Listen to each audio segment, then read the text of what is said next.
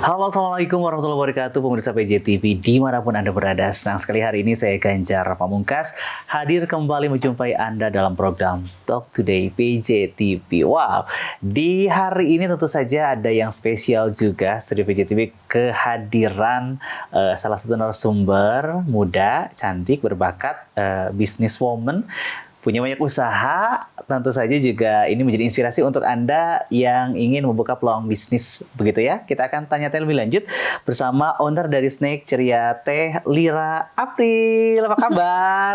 Baik, Kita ketemu lagi Kakak ya. Aku panggilnya Kak Ira aja ya, Kak Ira ya. Kak Ira. Berbicara mengenai business woman gitu ya. Kita mungkin bisa share kembali ke pemirsa PJTV begitu ya. Kenapa sebetulnya Kak Ira akhirnya terjun ke dunia bisnis?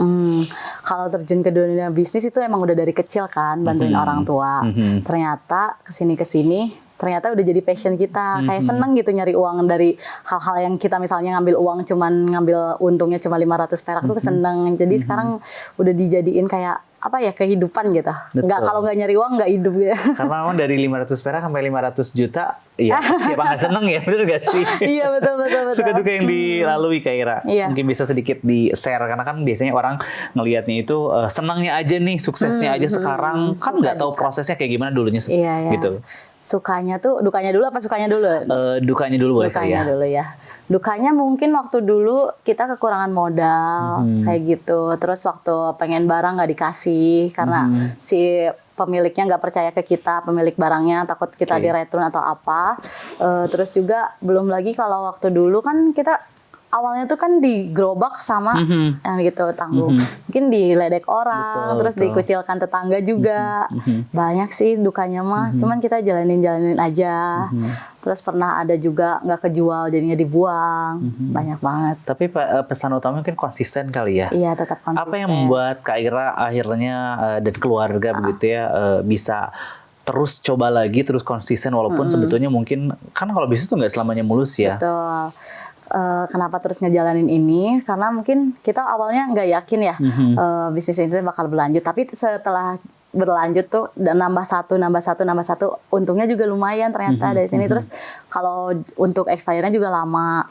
Dari situ jadiin usaha keluarga. Oke, itu akhirnya memang ngebuka bisnis snack ini karena memang ibaratnya awet gitu ya. Awet. Gitu nggak sih Kak? Iya, tapi memang jadi kebutuhan kita sehari-hari gitu ya. Ternyata di terus makanan gitu. yang cemilan kayak sederhana ini orang-orang banyak yang minat loh. Betul. Sampai kita punya 300 produk kan dari UMKM yang lain. Oke, 300 produk dari berbagai UMKM, tidak hanya di Kota Bandung, tetapi beberapa wilayah di luar Kota Bandung, mungkin bisa se-Jawa Barat begitu Kak Ira ya, betul, untuk Jawa mengambil Barat. produknya begitu ya. Tentunya ada apa ya, ibaratnya punya tips tersendiri nih untuk bisa menjalankan bisnis. Kira-kira apa nih Kak Ira? Kalau tips dari aku pribadi, kalau kalian mau bisnis harus bikin dulu target marketnya kayak gitu, terus planning lah harus penting banget.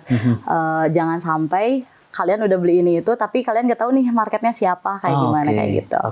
Terus juga harus yakin kalau bisnis ini tuh bakal berjalan. Kalaupun memang nanti bisnisnya nggak berjalan, mungkin itu bukan rezeki kalian dan bisa nyoba bisnis yang lain. Jangan menyerah. Oke, karena memang seperti yang pernah juga diceritakan Kak Ira sebelumnya begitu ya, bisnis di snack ini bukan yang pertama ya Kak ya. Bukan. Jadi memang ada beberapa bisnis yang pernah dijalankan. Bisa kembali informasikan begitu Kak Ira? Dulu sebelum bisnis snack ini orang tua aku juga bantu sih sebenarnya. Jualan cendol, es kelapa muda, sama cimol. Terus aku juga pernah terjun di dunia thrifting yang baju-baju bekas itu. Cuman ya ternyata dulu hits pada zamannya ya. Iya, baju thrifting ternyata bukan rezeki aku mungkin. Dulu aku sempat beli terus ya gak rame. Jadi udah bisnis snack aja, ternyata sampai sekarang makin ramai alhamdulillah. Pada saat itu mikir snack kenapa? Apakah karena viral juga pada saat itu atau mungkin ikut-ikutan orang kah? Waktu dulu jarang ya yang jualannya snack tuh, kayak cuman 1-2 orang. Ternyata sekarang udah banyak kan dan yang kayak jualan biasa snack. banget Iya, gitu betul, ya. kayak biasa kesannya banget. Biasa gitu. Ternyata sekarang tuh jadi kita lagi ngobrol harus ada snack.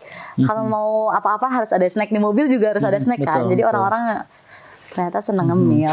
Dan ternyata di zaman sekarang itu bukan hanya orang-orang tua di rumah gitu ya snack, tapi anak-anak muda juga memang ibaratnya mereka tuh punya bisnis kecil-kecilan Iya, juga Kak Ira, kayak betul. misalnya keripik singkong gitu ya, mereka kemas sedemikian rupa, kemudian dengan harga yang terjangkau mereka punya modal plastik begitu Iya, ya. Itu juga repacking bisa. ya. Betul. Iya, betul. Itu juga pernah dilakukan sama Kak Ira sebetulnya. Betul, aku pernah lakuin kayak gitu, terus aku bikin plastik kemasannya gitu, ternyata, tapi waktu itu nggak terlalu ramai sih penjualannya, cuman cantik di kemasan aja, tapi isinya sedikit kan, jadinya mahal di kemasan. Nah, sekarang mah lebih ke mendingan dienakin di produk, terus harganya yang terjangkau, kayak kemasannya yang nggak terlalu wah juga nggak apa-apa sih sebenarnya, orang kan dibuka juga. Tapi pengen mungkin di kedepannya kita ada yang premium, ada yang biasanya gitu. Ada peluang, kemudian juga ada modal, terus juga selain itu tentunya juga biasanya ada sedikit kerugian mungkin ya kalau usaha. Nah, bagaimana mengatasi itu semua sebetulnya? Kalau aku pribadi nggak pernah ambil pusing ya, kayak kemarin jujur aja baru kena musibah tuh, toko kebanjiran, dan beberapa barang semuanya di bulan-bulan lalu? Sekarang bulan ini, hujan kan deras banget tuh, Januari kemarin tuh, Januari kebanjiran. Terus ya udah basah semua, kita buang aja, nggak apa-apa sih, is okay. Mungkin udah sesantai itu ya. Iya, tapi udah. karena secara penghasilan juga udah safety mungkin Kak Ira ya. Alhamdulillah udah safety. Jadi tetap santuy gitu ya. Tapi kita ada nyeseknya juga sih, ya Allah itu sayang banget barang yang kebuangin. Tapi kita buang di itu, ada yang ngambil ternyata buat pakan ikan katanya, makanan ikan gitu. Jadi berkah juga begitu ya. Ngomongin modal, awalnya dulu malah berapa sih sebetulnya? Dulu modalnya cuman keripik singkong 3 kilo tuh berapa ya? Nggak gede kok. Dulu kan masih murah ya. Paling sekilonya dihitung 10.000, 30.000, modalnya dikit banget dulu. Nah, sampai di tahun 2005. 2005. Iya. 2005 ke 2025 lumayan ya, berarti 20 tahun ya. Wow, 20 tahun menjalankan bisnis. Ada naik turun lagi, gitu. Ya. Apalagi pada saat pandemi barangkali mungkin bisa sedikit ceritakan. Pandemi itu parah banget sih ya, yang kita biasanya jualan jam 2 sampai jam 12 siang, kita dituntut pemerintah supaya tutup jam 8 pagi. Kita itu baru buka terus harus tutup lagi, gimana sih rasanya? Nggak enak banget kan. Habis itu kayak mana mama tuh di situ kejadiannya, orang tua saya mama lagi ngisi dan mau lahiran. Aduh bingung banget uang dari mana nih. Ada sosial media. Ini tips juga buat kalian, mungkin buat yang masih muda-muda pengen bisnis, mungkin endorse artis yang murah-murah tuh cocok banget buat kita yang baru mau mulai. Tapi kita harus tahu insight-nya mereka kan. Dulu aku aduh gimana ya ini, ya udah coba foto-foto produk sendiri, terus aku posting di Instagram sama update di WA gitu ya, biar teman-teman lihat. Terus aku lagi rame tuh Kang Fahrul dulu, Kang Fahrul yang sekarang di Jurnalisa ya. Aku tanya dia, Rahman ya? Iya, aku tanya dia berapa endorse Kang, nggak apa-apa katanya lagi bantu. Waktu itu nggak tahu free, nggak tahu bayar 300.000. Itu aku langsung kirim, ternyata langsung rame. Itu penghasilan sehari aja bisa dapat 10 sampai 15 juta. Wow, dari situ ya. Tapi kan menciptakan peluang itu sendiri tidak mudah. Maksudnya dengan ide dan gagasan waktu itu memang turut terjun ke dunia digital begitu ya. Pemikirannya karena memang stuck di offline sulit atau seperti apa sebetulnya? Itu karena stuck di offline sih. Aku emang dulu pengen sih bisnis online, cuman belum seterbuka kemarin setelah kejadian pandemi itu. Jadi semenjak pandemi baru terbuka pemikirannya. Aduh gimana ya, muter otak. Alhamdulillah ternyata banyak banget peminatnya, langsung pada WA. Itu tuh dan akhirnya jadi dua ladang bisnis yang satu usaha tapi punya dua sumber penghasilan begitu ya Kak ya. Iya, sekarang ada offline dan online, alhamdulillah. Itu gimana menangani itu semua bisa tetap jalan gitu? Karena kan tetap harus ada SDM yang juga punya kualitas begitu Kak Ira. Aku ambil pegawai baru sih, tapi aku tetap ajarin mereka karena kan yang awal-awal tuh masih pada muda ya, dan mereka belum pegang e-commerce kayak gitu. Jadi kita ajarin supaya ada apa, cara handle customer, training aja dulu. Ternyata memang peluang bisnis itu bisa muncul dari mana saja.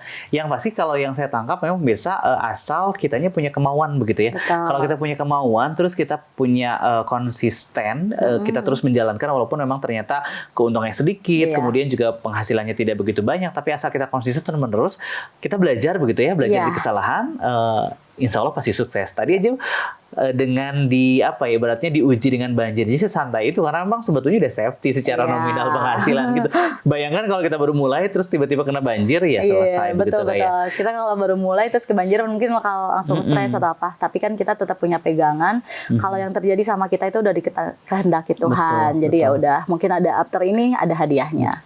Itu tadi selalu ya. Ada hadiahnya. Jadi memang yang terpenting itu tadi, kitanya harus ikhlas menjalankan itu semua. Karena Kak Ira ini seperti yang disampaikan tadi di awal begitu, bisnis bukan hanya satu. Jadi coba dulu sebetulnya di thrifting, kemudian juga sempat ikut orang tuanya jualan cendol, es kelapa, kemudian juga keripik singkong yang didorong begitu iya, ya, yang didorong, dengan, ditanggung dengan gitu. berbagai macam rasa ditanggung, bahkan rasanya macam-macam deh. Ada pahitnya, ada manisnya, Pahit banget. asemnya gitu. Tapi mungkin sekarang yang pemirsa PJTV lihat adalah kesuksesan yang diraih oleh Kak Ira manisnya ya, udah Manisnya dapat. Baik, kita ingin juga bahas lebih lanjut begitu mengenai produk unggulan yang ada di hadapan kita semua. Namun usaha jeda pariwara berikut. Untuk itu tetaplah bersama kami dalam program Talk Today PJTV bersama Snack Ceria.